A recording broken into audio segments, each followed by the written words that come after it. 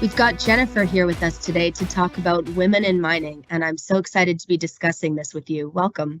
Oh, thanks, Stephanie. It's my pleasure to be here. I'm really looking forward to talking today. Awesome. Well, I'd love to hear more about your career and specifically the key success factors that really helped you achieve your goals throughout. Okay. Well, I'll start with a bit about my background. I have a commerce degree from Queen's, and I'm a CA. I spent 10 years at one of the big four accounting firms, and at first I worked in a variety of industries, and I eventually found my niche in the mining industry, and I had a big client, Inco Limited at the time, and I think what attracted me to mining was they were always doing really interesting complex transactions, whether it be financings or M&A, so that's really where my passion for mining developed. And in 2003, I joined Inco. In 2006, Inco was acquired by Vale. And at the time, a lot of my colleagues left in the midst of the acquisition. I chose to stay, and I think it was a great decision because I was provided with a lot of great career opportunities earlier in my career than typically would happen, I think. And, from there, I spent 7 years as the CFO of Vale Base Metals and 3 years as the executive director of Vale Base Metals and CEO of Vale Canada. At the end of 2017, I decided I needed to change, and I started a career as a corporate director. And today I sit on the board of Franco-Nevada, Pan American Silver, as well as Baytex Energy. Thanks for sharing your experience with us, Jennifer. That's really interesting. I'd also love to hear about any lessons learned that you've gleaned throughout your experiences that you think really advanced your career path. I think first and foremost, I worked really hard. That's for sure. And I know a lot of people work really hard, but I think one of the key things in my experience was I wasn't afraid to try new roles or get involved in projects that kind of scared me. I think when we're uncomfortable in a role or in a project, it shows that we're really growing. And sometimes I needed a push to do that role or to take that on that new project. And I had some great mentors along the way and supporters that pushed me to take on challenging roles where I was really growing and developing. So I would encourage everybody, if they're in a role or they're thinking about taking a role and you feel uncomfortable, it's probably the right role for your own career growth.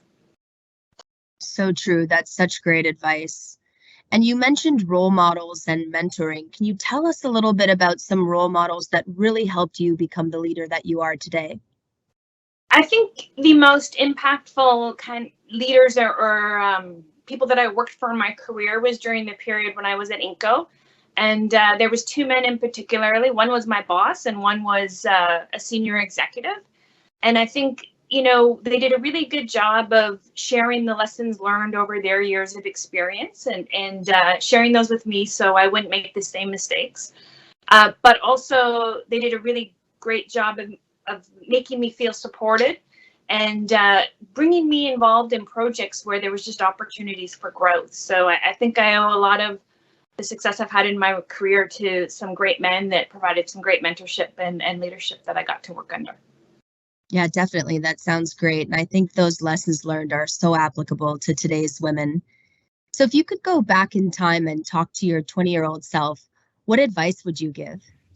Yeah, I think there's three things I would tell my 20-year-old self. And I think the first one is to have more confidence in yourself and to believe in yourself, because I think there were often times where, I had a lot of self-doubt creep in, or I didn't think I was capable of doing it. And then, when you reflect and look back, you can surprise yourself. So, check that lack of confidence at the door.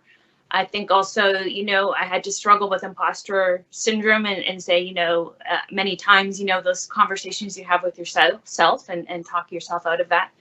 And lastly, I think the value that can be provided by a career coach is great. And I wish I would have learned that maybe a little earlier on in my career.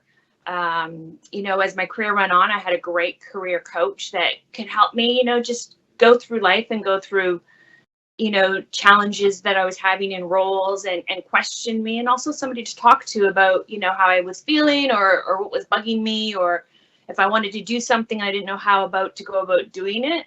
Having that kind of impartial voice to help you through those moments was very valuable. Yeah, absolutely. And I think it's the most successful people that typically suffer from imposter syndrome. And unfortunately, it's even more common in women than men. So you talked a lot about the challenges that you faced and how you had a career coach that helped you through them. What do you think are some of the challenges that you see in the industry today that we need to look at to ensure that women succeed? I think, the first and foremost is attracting women to the mining industry. It's not a first thought for probably 90% of the females out there when they think about their career. And I think from that perspective, you need to start early in somebody's life to get them interested in mining. And whether, it be at primary school or high school, I think keeping females involved in STEM courses is key to having that interest, when you're looking about a job and you're looking about a career in the future. So kind of reinforcing females' role in STEM, I think, is key. The second challenge I think, the industry faces is that when you're trying to attract young talent, whether it be male or female, I think today's youth is a generation that wants to change the world. So, we need to show them that and connect how mining changes the world and how mining impacts the world in a positive manner. So I think that's really key. And I think, the other challenge is in terms of probably unconscious bias that exists in the mining industry. And, you need to look, I think, at hiring practices and things like that, because I think females are probably judged on a harder sort of criteria than males when you're looking for roles. So I think we have some work to do to change our hiring practices, I guess mid-career, later career, early career. So we're bringing the females into the industry at the early stages. Absolutely. It's really important for us to go through our biases and make sure that we've got good recruiting processes in place and we get women into the sector. So you've worked at a bunch of different places. Once women come into the company, what are some of the things that you have seen be really successful in terms of helping women grow their career? Well, I think it starts at the very beginning of the career, and I think a lot of the organizations I've been involved with and that are in the mining industry are really focusing on recruiting more women into the company, at all levels. And I think society is requiring that. Society is requiring the mining companies to have more of a diverse workforce. And I think that's great.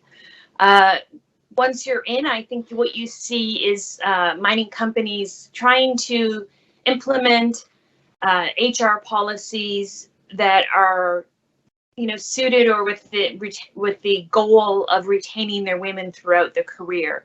Because you can often get women into the mining company, but then as the years go, they leave for a variety of reasons. So you see mining companies implementing policies, in terms of flexible work environments, better supported maternity leaves. And you also see, in terms of also measuring who's getting promoted, who's getting retained. I think it's a area that's being closely monitored at the executive level and at the board level. And I believe what gets measured gets done. So that executive and board focus in terms of diversity of the workforce and promoting women into more senior leadership can help overcome some of the challenges that we've had.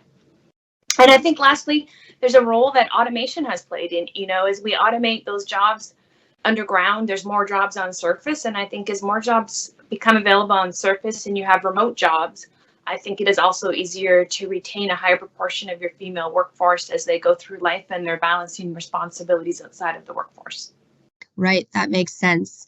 And so if organizations step up and do the right thing, hiring more women, supporting them, mentoring them, retaining them, and sponsoring them, we'll have a lot of successful women in the industry.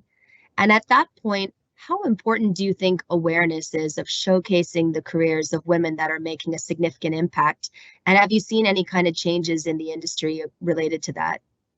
Well, I think it really comes down to the basic principles. If you can see it, you can believe it. So the visibility of women in senior roles and in also having, a critical mass of women in junior roles, I think is really important. It's important because if you don't see it, you don't believe it, you don't think about it. It was people's grandfathers that worked in the mining industry, not people's grandmothers. So hopefully, as we've evolved over the last years, that's changing.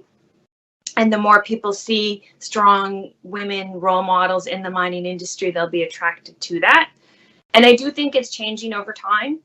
When I was CFO and CEO, there was very few women in the C-suite in the mining industry. And I think if you look today, the numbers have increased. There's still more room to increase, but it's moving in the right trend. And I also think you see greater participation of females on boards of mining companies. And again, that's part of a demand from society. But it's great, and it needs to continue. And I think you have to applaud companies like BHP that took a pledge a number of years ago to have 50% of their workforce female by, I think it's mid-2020. And, that would have been unheard of 10 years ago. But when you see companies standing up and taking a leadership role in this area, you need to applaud them and support them. So I think that's great. Yeah, that's awesome.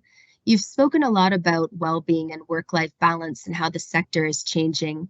What do you think the industry is doing related to well-being and innovation, particularly for women? Well, I think the industry as a whole hasn't been known over time as a very innovative industry. But I think that's changing, and I think society is demanding that the industry change. And I think that's a great thing. And I think, if you think about the new world, it's fueled with electrification, which, there's electrification needs to happen all throughout the mining process. But also with the metals that we produce through the mining process, those fuel that new economy of electrification. So I think from the very beginning to the end, as you look through that mining process, it's being innovated and being rethought and transformed as we speak. And it's not only in terms of, the trucks or the truckless mining that's being used today, it's also in terms of the process flows. When you look at the flow sheet in the process plants, those processes are being redesigned to reduce or eliminate greenhouse gas emissions from the process. So I think we're moving in the right direction, but it took us a long time as an industry to get there. Absolutely. And you're the perfect person to answer this question because you yourself are a trailblazer who's had a significant impact on the industry. But I'd like to know how you think other people, other women can become trailblazers and really make their mark on the industry. Well, I think, it's simple in the fact that if you do good work gets noticed, and you might not feel like as you're doing the work, you're getting noticed, but you are inspiring the next generation of leaders as they see you take on new challenges, they see you succeed in a role, and they see you change the process. They see you change the company over time. Whether it be your area of the mine or whether it be your area in a support function in human resources, being responsible for implementing a new policy, that at the end of the day, retained more women in the workforce, or they can look to their board. One of the boards I'm on, we have a female chair of the board in a mining company, which is something you don't see very often. And so I think there's lots to see to inspire the next generation of both male and female leaders. For sure. And I'll send us off with an exciting question. What do you think the future of mining holds for up and coming women in the sector? Well, I think there's never been a better time for women to be involved in the mining industry. As I mentioned earlier, I think society is demanding mining companies have a more diverse workforce and a more diverse leadership team. So I think the opportunities to grow and develop throughout your career and, rise in the company are better than they've probably ever been in the past. But I also think the work that the mining companies have to do in the next few years is this great pool of really challenging, interesting work, whether it be automating the mining process, redesigning the flow sheet, marketing the new metals to this new green world we have, whether it be operating, as we go deeper or further and there's new challenges there to solve, implementing new projects, to meet the growing demand for those battery metals. I just feel like it's full of opportunity, and I hope that women seize these opportunities as we move forward, because as I said, I don't think there's ever been a more positive time for mining and females in mining. Great. Well, thanks so much for doing this, Jennifer. It really means a lot to us. It means a lot to me. It's great for women to hear your story who are already in the sector or who are thinking of coming in. Thank you for having me today.